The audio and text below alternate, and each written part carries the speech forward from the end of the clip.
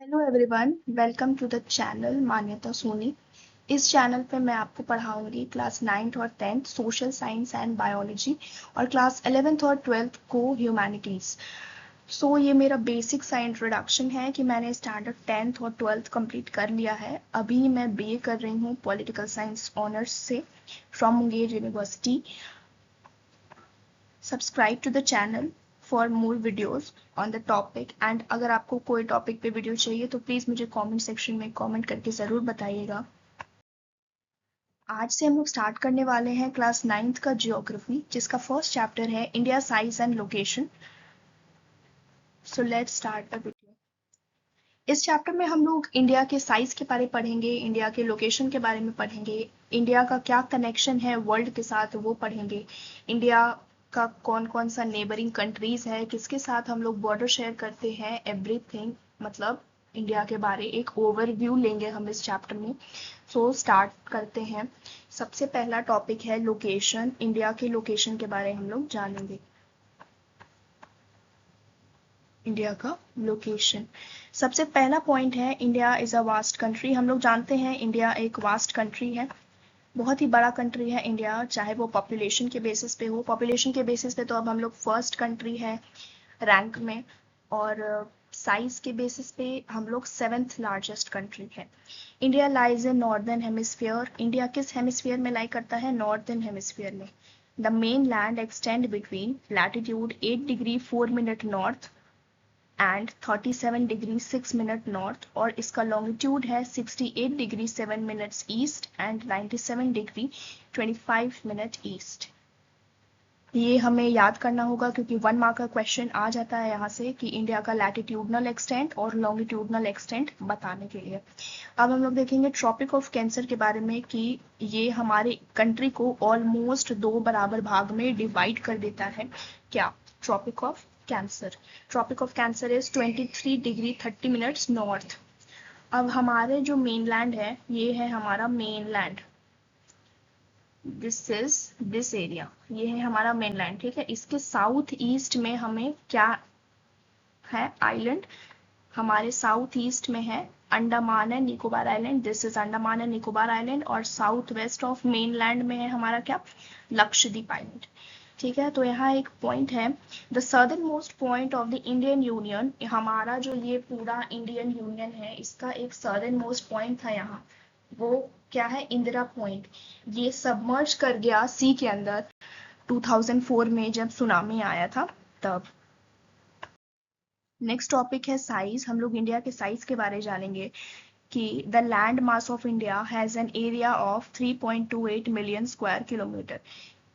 India का जो land mass है वो है 3.28 मिलियन स्क्वायर किलोमीटर, और India's total area account for about 2.4% of the total geographic area of the world.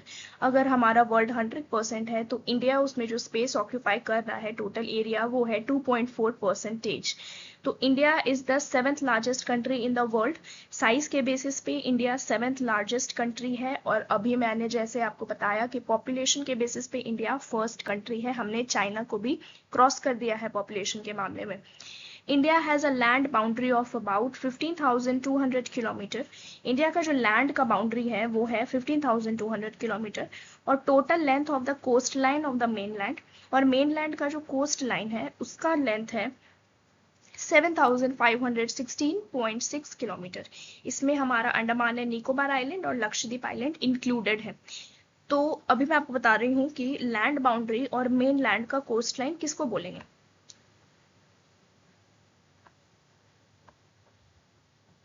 सबसे पहले मैं यहाँ पेन सेलेक्ट कर रही हूँ और एक रफ सा मैं फिगर बना रही हूँ। जस्ट इमेजिन ये इंडिया है, ठीक है, तो ये है इंडिया का land boundary, this area is India का लैंड बाउंड्री।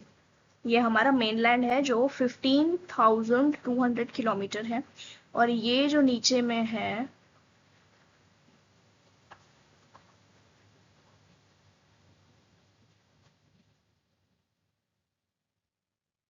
दिस थिंग, ये क्या है? अंडमान एंड निकोबार इंक्लूड करके ये हमारा कोस्ट लाइन है, ठीक है, ये है 7516.6 किलोमीटर। अब India is bounded by the young fold mountains in the north west. India किससे घिरा हुआ है, किस किस से इंडिया घिरा हुआ है, ये हमें बता रहा है कि इंडिया है यंग फोल्ड माउंटेन से घिरा हुआ, young fold mountains in the north west, ये एरिया, नॉर्थ ये एरिया, और नॉर्थ ईस्ट ये एरिया, यहाँ पे यंग फोल्ड माउंटेन्स है। अब अगर हम लोग साउथ में आए, नॉर्थ के लैटिट्यूड के 22 डिग्री साउथ में हम लोग आए, तो यहाँ से ये थोड़ा टेपर होने लगता है, मीन्स टेढ़ा होने लगता है। टेपर होना मीन्स क्या, टेढ़ा होना, सिकुड़ना। तो ये देख रहे हैं ना, दिस थिंग इज, ये टेपर होना बोलते हैं इसको। और ये एक्सटेंड करता है हमारे इंडियन ओशन तक। इंडियन ओशन कहाँ है, दिस साइड इंडियन ओशन है, ये इधर तरफ टेपर कर रहा है। और ये डिवाइड करता है दो सी में, एक है अरेबियन सी और एक है बे ऑफ बंगाल। तो वेस्ट में यहाँ पे है अरेबियन सी और यहाँ पे है bay of Bengal. Next we have, ये है ग्लोब, ये है नॉर्थ पोल, ठीक है, और यहाँ पे है साउथ पोल। और ये जो लाइन बीच से जा रहा है ये क्या है, इक्वेटर। ये इक्वेटर पूरे को दो भाग में इक्वली डिवाइड करता है, ठीक है। और ये है प्राइम मेरिडियन, जो कंट्री को ऑलमोस्ट दो इक्वल भाग में डिवाइड करता है। यहाँ पे हम लोग सबसे पहले जानेंगे लैटिट्यूड के बारे में और लॉन्गिट्यूड के बारे में। तो लैटिट्यूड और लॉन्गिट्यूड क्या है, ये एक इमेजिनरी लाइन है जो हम लोग ड्रॉ करते हैं पढ़ने के लिए, समझने के लिए, ठीक है। तो लैटिट्यूड्स और लॉन्गिट्यूड्स के बीच को हम पहचानेंगे कैसे डिफरेंस को, कि कौन है लैटिट्यूड कौन है लॉन्गिट्यूड। तो मैंने याद किया था इस तरीके से कि लैटिट्यूड है ये लेटी हुई लाइंस, ये लाइंस, ये सारी लाइंस जो जा रही है, ये जो लेटी हुई लाइंस है ये है लैटिट्यूड। और ये जो लंबी लंबी लाइंस है ये क्या है, लॉन्गिट्यूड, ठीक है। अब हम लोग पढ़ेंगे स्टैंडर्ड मेरिडियन के बारे में, कि गुजरात और अरुणाचल प्रदेश के बीच में 2 घंटे का टाइम लैग है। ये बहुत ही इंटरेस्टिंग फैक्ट मैं आपको बता रही हूँ अभी। यहाँ है गुजरात और यहाँ है हमारा अरुणाचल प्रदेश स्टेट। तो इन दोनों के बीच में क्या है, 2 घंटे का टाइम लैग है। टाइम लैग मीन्स 2 घंटे का समय का अंतराल है। Hence, time along the standard meridian of India जो 82 डिग्री 30 मिनट्स ईस्ट है, ये बहुत इंपॉर्टेंट है, इसको लर्न करना 1 मार्कर में हमेशा पूछ लिया जाता है। पासिंग थ्रू मिर्जापुर इन उत्तर प्रदेश, ये उत्तर प्रदेश से पास करता है, यहाँ पे है उत्तर प्रदेश और Mirzapur. Is taken as standard time in the whole country, यही टाइम को हमारे पूरे कंट्री में मान लिया गया है एज अ स्टैंडर्ड टाइम, और इसी के बेसिस पे टाइम सब जगह दिखाता है। तो चाहे आप गुजरात में रहो, चाहे आप अरुणाचल प्रदेश में रहो, चाहे आप नॉर्थ में रहो कहीं, चाहे आप साउथ में रहो कहीं, पूरे ऑल ओवर इंडिया में जो टाइम रहेगा वो हमेशा सेम रहेगा। अब हम लोग जानेंगे इंडिया और वर्ल्ड के बारे में, कि Indian land mass has a central location between east and west Asia. Asia के ईस्ट और वेस्ट में इंडिया का जो लोकेशन है वो बहुत ही सेंट्रल लोकेशन है, और इस तरह के लोकेशन को हम लोग बोलते हैं स्ट्रैटेजिक लोकेशन, ठीक है। India is a southward extension of Asian continent. अगर हम लोग वर्ल्ड मैप में एशिया को देखेंगे तो उसका जो साउथवर्ड एक्सटेंशन है वो इंडिया है, ठीक है। नेक्स्ट पॉइंट पे है trans Indian ocean routes which connect the countries of Europe in the west and countries of East Asia provide a strategic central location to India।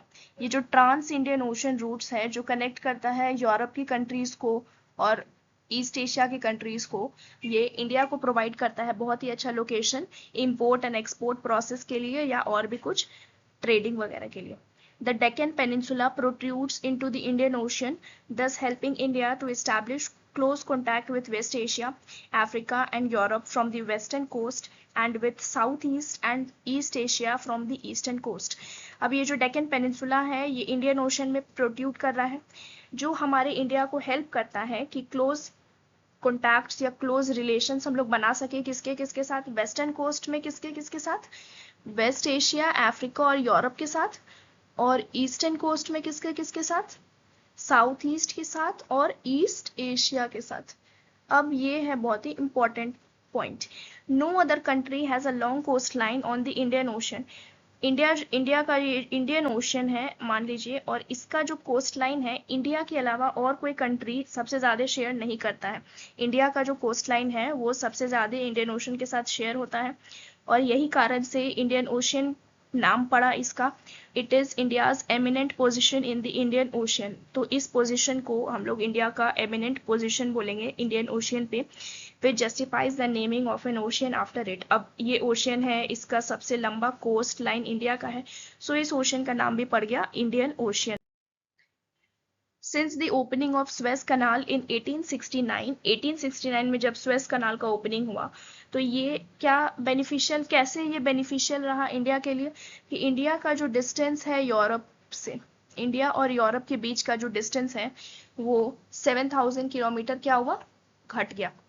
मतलब उससे पहले स्वेज, मतलब 1869 के पहले जब स्वेज कनाल का ओपनिंग नहीं हुआ था तब डिस्टेंस बहुत ज़्यादा था इंडिया और यूरोप के बीच में, और स्वेज कनाल बनने के बाद 7000 किलोमीटर जो डिस्टेंस है ये दोनों कंट्रीज में घट गया, और एक्सपोर्ट एंड इंपोर्ट प्रोसेस भी बढ़ गया बहुत ज़्यादा। India's contact with the world have continued through ages. India का जो कॉन्टैक्ट है वर्ल्ड के साथ वो बहुत सालों से चला आ रहा है, but her relationships through the land routes are much older than her maritime trade. तो लैंड रूट्स का जो हमारा रिलेशनशिप है दूसरे कंट्रीज के साथ वो ज़्यादा ओल्डर है मैरीटाइम कॉन्टैक्ट के बेसिस पे। दी various passes across the mountain in the north have provided passages to the ancient travelers, while the ocean restricted such interactions for a long time। अब हम लोग जानेंगे कि हमारे ये जो माउंटेन्स हैं नॉर्थ में, इंडिया के नॉर्थ में माउंटेन्स हैं, तो ये इसमें अब माउंटेन्स में बहुत सारे पासेज हैं, तो ये पासेज ना पैसेज प्रोवाइड करते थे किनको, एंशियंट ट्रैवलर्स को, ताकि वो बाहर फॉरेन कंट्रीज से इंडिया में आए और इंडिया की चीज़ों को बाहर लेके जाए, बाहर की चीज़ें इंडिया में लेके आए, मतलब पूरे ग्लोबलाइज कर देना उसको। वाइल द ओशन, अब ये पॉसिबल किसके बेसिस पे हुआ, ये जो हमारा पासेज है सॉरी, ये जो हमारा पासेज है इसके बेसिस पे हम लोग क्लोज कॉन्टैक्ट्स बना पाते थे और सारे ट्रैवलर्स आ पाते थे इंडिया। जब तक ओशियंस था तब तक यहाँ रेस्ट्रिक्शंस लगा हुआ था कि लंबे समय के लिए, और ऐसा इंटरेक्शन इंडिया का दूसरे कंट्रीज के साथ हो भी नहीं पाता था। ये जो रूट्स है ये कंट्रीब्यूट किए हैं आइडियाज़ और कमोडिटीज़ के एक्सचेंज में एंशियंट टाइम्स में। अब उपनिषद का जो आइडिया है, रामायण का जो आइडिया है, पंचतंत्र का आइडिया, इंडियन न्यूमरल्स का idea, number system, decimal system, ये सारी चीज़ें other parts of the world में कैसे पहुंची है, इन्हीं सबके हेल्प से। ये जो रूट्स हैं इन्होंने ही क्या किया है, कंट्रीब्यूशन किया है एक्सचेंज ऑफ आइडियाज का, कमोडिटीज का और अदर चीजों का। अब the spices, muslin cloth and other merchandise were taken from India to different countries. अब ये जो एंशियंट ट्रैवलर्स या कोई भी इंडिया आया ट्रैवल करने के लिए, वो क्या किया, ये जो स्पाइसेस था, मसलिन क्लोथ था और इसी प्रकार की बहुत सारी चीज़ों को इंडिया से डिफरेंट कंट्रीज में लेके गया और ये सारी चीज़ें फेमस हुई। नेक्स्ट टॉपिक है इंडिया एंड इट्स नेबर। इस स्लाइड में हम लोग जानेंगे इंडिया और उसके पड़ोसी देशों के बारे में। तो India occupies an important strategic position in south Asia. South Asia में इंडिया का बहुत ही सेंट्रल और स्ट्रैटेजिक पोजीशन है, बहुत ही इंपॉर्टेंट पोजीशन है। अभी के टाइम पे इंडिया में 28 स्टेट्स हैं और 8 यूनियन टेरिटरीज हैं। India shared it's land boundaries with, India अपना लैंड बाउंड्री शेयर करता है कुछ कंट्रीज के साथ जो हमारे नेबरिंग कंट्रीज हैं, जैसे में पाकिस्तान और अफगानिस्तान। नॉर्थ वेस्ट में पाकिस्तान और अफगानिस्तान के साथ हम लोग बॉर्डर शेयर करते हैं। नॉर्थ में हम लोग चाइना, नेपाल एंड भूटान के साथ शेयर करते हैं। ईस्ट में हम लोग म्यांमार और बांग्लादेश के साथ शेयर करते हैं हमारा land boundary. Our southern neighbours across the sea के अक्रॉस हमारे दो और नेबरिंग कंट्रीज हैं जो आइलैंड भी है, वो है श्रीलंका और Maldives. Sri Lanka is separated from India by a narrow channel of a sea formed by Palk Strait and Gulf of Mannar, while Maldives Island are situated to the south of Lakshadweep Island। Lakshadweep island के south में अगर हम लोग देखेंगे तो हमें क्या दिखेगा, मालदीव आइलैंड। और श्रीलंका इंडिया से कैसे सेपरेटेड है, एक नैरो चैनल के बेसिस पे, एक नैरो चैनल है सी का जिसका नाम है पाक स्ट्रेट और गल्फ ऑफ मन्नार। यही इंडिया को श्रीलंका से सेपरेट किया है। So this is the end of the video. अगर आपको मेरा पढ़ाया हुआ समझ में आया होगा तो please like to the channel, share करें अपने फ्रेंड्स के साथ, और जहाँ कुछ कमी हो वो मुझे प्लीज़ कमेंट सेक्शन में बताइए, और नेक्स्ट वीडियो आपको किस टॉपिक पे चाहिए वो भी let me know in the comment section. Thank you for watching.